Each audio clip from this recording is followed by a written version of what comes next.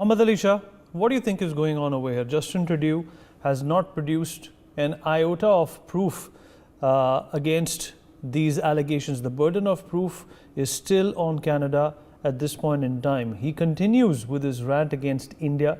Do you think that he's playing with fire? Because he's not also gotten support from the UK and the Americans on this. He's trying to, in fact, involve the G7 at the UNGA meeting in New York as well. That did not work out well for him. Is he trying to avenge what happened to him at the G20 summit? He was put on the sidelines and not given the kind of attention he normally is used to. Well, that's a very good question, Vineet. Vineet, I really commend you for asking me this question. For the last couple of days, I have been on different channels in different languages, but not a single anchor has asked me this question. So I must commend you on this firstly. Now, secondly, I will tell you one thing, Vineet.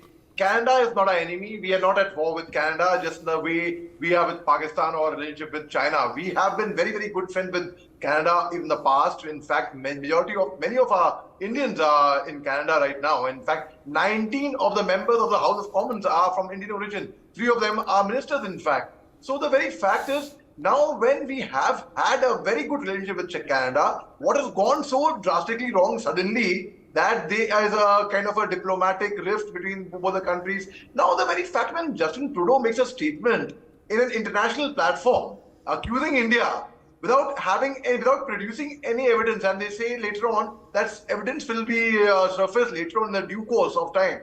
Well, I think it was highly irresponsible if you are making an allegation against anyone, or not just Canada, India, any country, anywhere, or even 2 individuals anywhere. It's very important to surface proof, evidence. Well, if that is not surfaced, then you have no right to make an allegation on a public forum like that. Secondly, now the Justin Trudeau government says that they have evidence which they will produce subsequently in the court of law, which is including communication with Indian diplomats in closed room.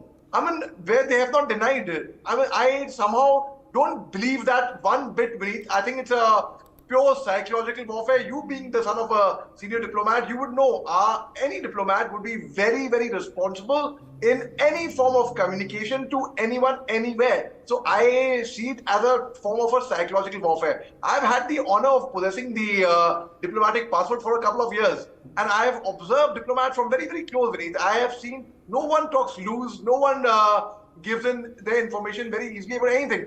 Agar aisa hota bhi, even if that would have happened, not in this case, in any case, then even then, the diplomats are extra cautious of speaking about it. So I don't buy that story at all, that it could be, I purely say it's a psychological warfare. Now, the very fact is when Canada suspends, I would say expel our diplomat from Canada, and every action has an equal and opposite reaction, as said by Isaac Newton. Now, the very fact is, even when we expel their diplomat and send them back with 5 days notice, fine, tit for tat, okay. But the very fact is, I talk peace and I want India to have very good relationships with everyone beneath. I do not want us to and which we are. Our foreign policy is very good. Our defense, our foreign minister is really good. So the very fact is, I have full faith in our foreign ministry, that in our foreign policy, that they will work out a solution. Now, when an advisory comes out from Canada saying that I would advise all the Canadian government advises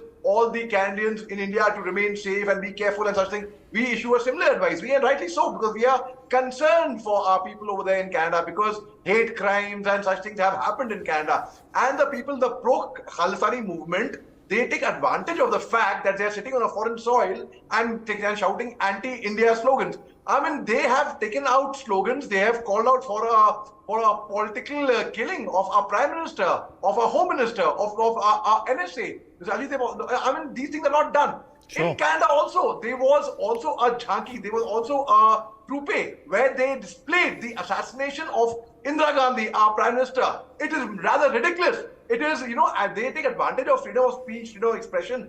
That is not the way. Even in India, as per Article 19(1)(a), we have freedom of expression, yes, but we also have under Article 19(1)(a), we also have reasonable restriction, which means I am allowed to express my thoughts and feelings and my speech until I do not hurt your sentiments. Where will is it inhuman?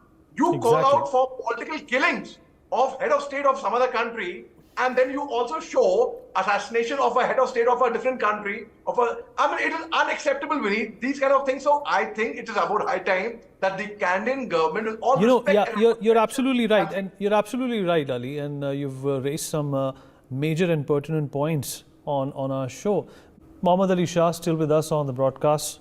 Ali, there were talks about this particular terrorist, being killed a few days ago, but unfortunately, these rumors turned out to be rumors alone. He's back on the scene.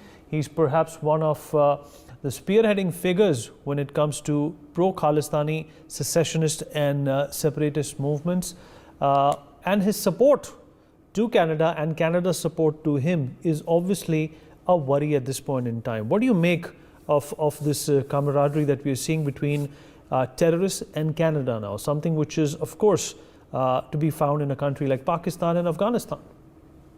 Very, very good question once again, Vineet. And I will draw a parallel here with when Imran Khan had come into power. He had come into power with the aid of Khalil, who had links with the Al-Qaeda, who helped him to stay in power.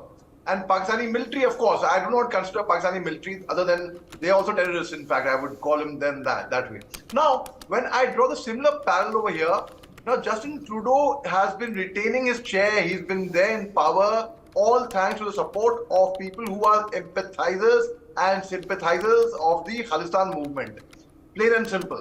Now, any politician anywhere in the world would want to keep his chair intact, his position of power intact. He would be short-sighted. He will think of the years ahead of him, the years that he is elected into power until then. So he is being very, very short-sighted. He is thinking about his power. I know people who are very rational thinkers. They were saying, no, hats off to Justin Trudeau. He's got guts to call a spade a spade. No, it's not about guts. I would like to convey a message through you and through your channel. It's not about guts, my dear ladies and gentlemen. It's about not knowing and about being self-centered and concentrating only being power hungry.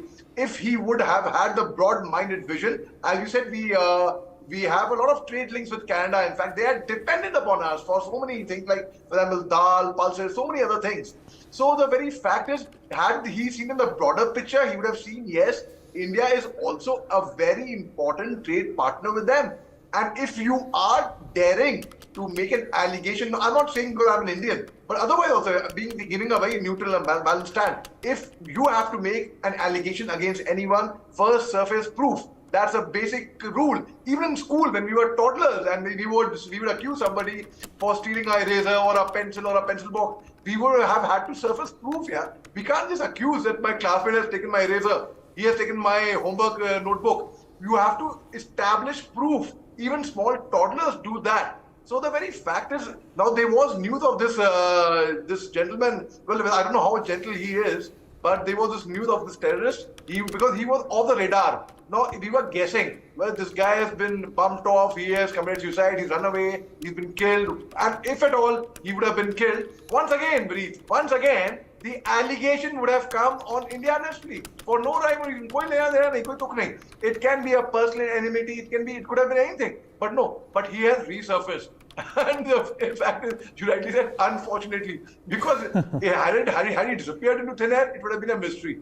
But I think he chose, let me stay out of limelight for some time and let me surface back when I'm needed back in action and spring back in action there. So the very fact is, when Justin Trudeau's government actually realizes to look at things in a broader perspective as a whole of Canada, not just one government, but as one nation, that's when I think they could be sensed and they could be further on. It's never too late to again build bridges. Right. It's never too late. It's never too late, Ali, as long as you have the right leadership. Justin Trudeau is obviously running his country into the ground by all these allegations and his immature behavior.